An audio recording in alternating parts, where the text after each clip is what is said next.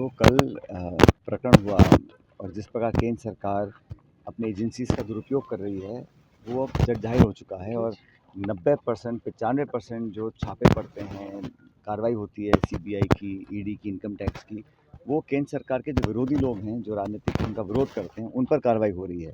तो देश इस पूरे प्रकरण को देख रहा है और मैं मानता हूँ कि ये ठीक नहीं है।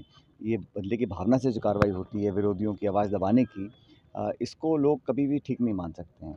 और जो कल डिटेन अरेस्ट किया गया है वो भी उसी श्रृंखला का ही की एक कड़ी है और पब्लिक अंत में निर्णय करेगी कि ये जो कर रहे हैं सही कर रहे हैं, गलत कर रहे हैं। जहाँ तक चुनावों की बात है, राजस्थान, मध्य प्रदेश, छत्तीसगढ़, इन स्टेट्स के अंदर भी बीजेपी बैकफुट पर है।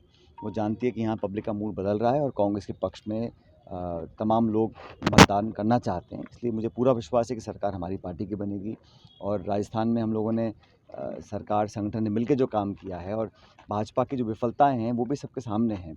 विधानसभा के सदन के अंदर, सड़क पे, सिर्फ चुनाव से ठीक पहले यात्रा निकालने से वोट नहीं मिलती हैं। लगातार जनता के लिए संघर्ष करना पड़ता है, जो भाजपा ने किया नहीं। आज भी अंदर खींचतान चल रही है। आप देख रहे हैं जो पार्टी अपने आप को पार्टी ऑफ द डिफरेंस बोलती थी, आज पता नहीं कि नेता कौन है, टिकट कौन दे रहा है, कौन कैसे संगठन आगे बढ़ेगा। वो सिर्फ इस उम्मीद में बैठे हैं कि हर 5 साल सत्ता परिवर्तन होता है तो हम घर बैठे ही सत्ता का सुख भोग लेंगे। वो होने वाला नहीं है।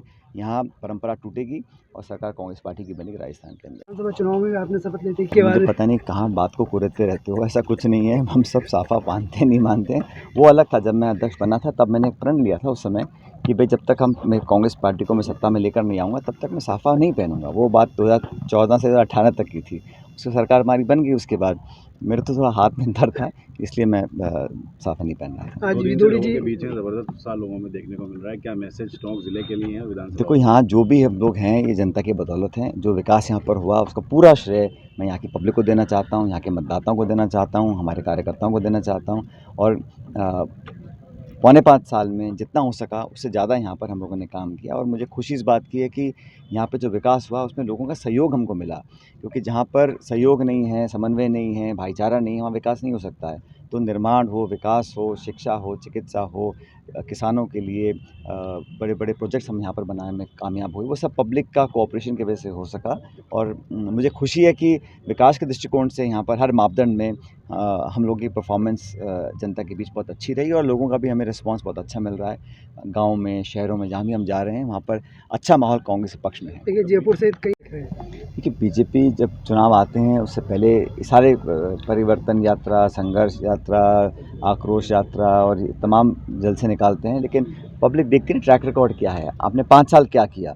और चुनाव से ठीक पहले आप भाषण करें और जुलूस निकालें और भीड़ इकट्ठी कर लें, उससे बहुत ज़्यादा प्रभाव नहीं पड़ेगा। लोग गवर्नेंस को, लोग विचारधारा को, लोग उम्मीदवारों को देखकर वोट डालते हैं और हर पैमाने पर कांग्रेस बीजेपी से बेहतर निकलेगी। एक चर्चा हुई लोगों की जिस तरह से राजस्थान सरकार जिम्मेदार है। देखिए, जिम्मेदारी किसकी है? मैंने कल भी कहा था आपको, जो विभाग सरकार के हैं, बिजली, पानी, सड़क, कानून व्यवस्था, ये स्टेट सब्जेक्ट्स होते हैं। टेलीकम्युनिकेशंस, विदेश मंत्रालय, रेल मंत्रालय, रक्षा मंत्रालय, ये केंद्र सरकार के होते हैं। जहाँ जो सहयोग चाहिए, जब मैं केंद्र सरकार में मंत्री था तो सर्वे हम लोगों ने करवाया, सैंक्शन हम लोगों ने करवाया, वित्त मंत्रालय से, प्लानिंग कमीशन से, एयरपोर्ट सिविल एविएशन मिनिस्ट्री से, बजट में सब हमने करवाया था। उसके बाद न जाने क्या बेरुखी हुई कि वो सरकार उसको आगे ले जाने में बिल्कुल असमर्थ रही और बहुत ज़्यादा कोशिश भी नहीं करी। अगर आप कोशिश करें और नाकाम हो जाए कोई दिक्कत नहीं है, लेकिन केंद्र सरकार ने कहीं न कहीं बेरुखी रखी क्योंकि सरकार दूसरी पार्टी की थी संभवतः। और हम लोगों ने जो हमने करना था हमने पूरा किया, आज भी करने को तैयार हैं। लेकिन जो महकमे, जो डिपार्टमेंट्स केंद्र सरकार के अधीन हैं, उनके कार्य क्षेत्र में आते हैं, उसका तो उनको संज्ञान लेना ही चाहिए था। मुझे दुःख है कि ये नहीं कर पाए, लेकिन अब समय बदलेगा। 24 में जब एनडीए की सत्ता जाएगी और इंडिया की अलायंस की सरकार आएगी तब सभी काम होंगे। मैं जा रहा हूँ, लोगों से मिल रहा हूँ, अब इंतज़ार करिए, चुनाव होगा और ये लोकतंत्र का पर्व है, इसका सब बेसब्री से इंतज़ार कर रहे हैं। और मैं बड़ी विनम्रता से कहना चाहता हूँ कि सब लोगों ने यहाँ पर आश्वासित किया है कि जितनी बड़ी जीत कांग्रेस पार्टी की पिछले चुनाव में हुई थी, उससे ज़्यादा बड़ी जीत इस चुनाव में हुई।